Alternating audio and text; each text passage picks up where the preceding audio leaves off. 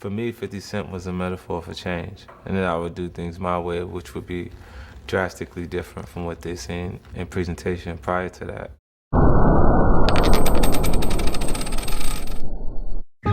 In the shadows of the city, where dreams are born in concrete and chaos, a revolution was brewing.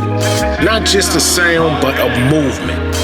One built by rebels, hustlers, and geniuses who refused to be silent. They weren't just rappers, they were architects of an empire. From the underground corners to the global stage, they forged a culture that would change the world forever. This is their story, a saga of grit, vision, and rebellion, where every lyric, every hustle, every empire was born from the streets. Welcome to the world of the true founders. Welcome to the kings who built hip-hop.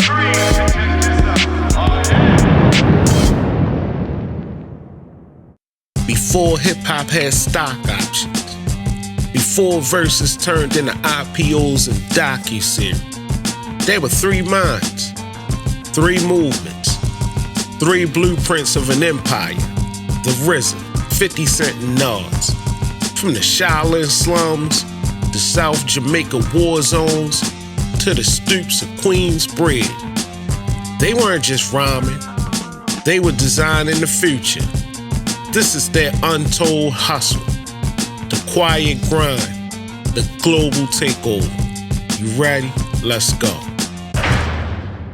Staten Island, New York, 1992. Before there was a Wu-Tang Clan, there was chaos. No label wanted to sign 9 rugged, unfiltered voices from Staten Island. But RZA wasn't looking for a deal. He was building a dynasty. Hey, you gotta learn to play chess, even when the world hands you checkers. He made artists sign a contract. One group, one movement, but the freedom to chase solo deals. This wasn't just music, this was intellectual property control. He built a brand bigger than rap. Comic books, films, games, martial arts. RZA scored films like Kill Bill and launched Wu-Wang. RZA didn't just crack the code, he weaponized the culture. Turned pain into philosophy, beats into business. He taught the hood that ownership wasn't just an option, it was survival. Queens, New York, early 2000s. 50 got shot 9 times and came back rapping like it was a war. I once heard 50 say, if I could survive that, then what can I do? He didn't just build G-Unit, he built the machine. Clothing, film, books, hey, even vitamin water. While most artists begged for advances, 50 got equity. He made $100 million off of drinks alone, and then flipped the street narrative into power.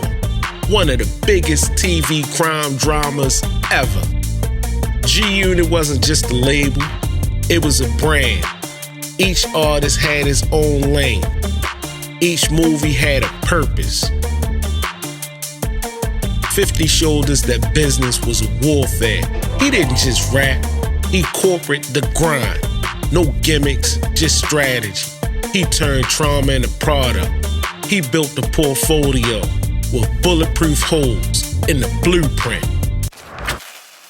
Queensbridge projects to present day. While lovers play chess in public, Nas moving silent. I once heard him say, I'm not a businessman, I'm a builder of legacies.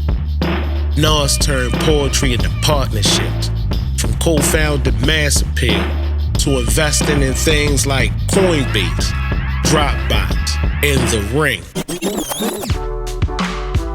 Mass Appeal wasn't just a media company, it was a cultural bridge.